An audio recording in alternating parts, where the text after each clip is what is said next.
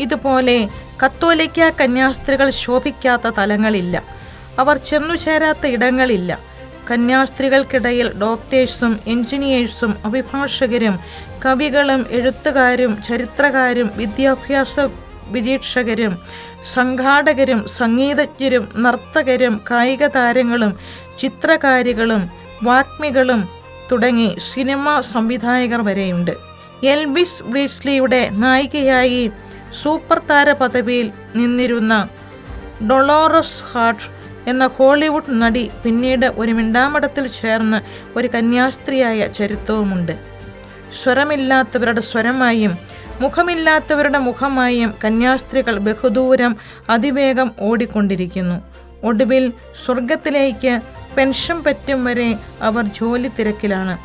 ശമ്പളമൊന്നും പറ്റാത്ത ജോലിയാണെന്ന് മാത്രം.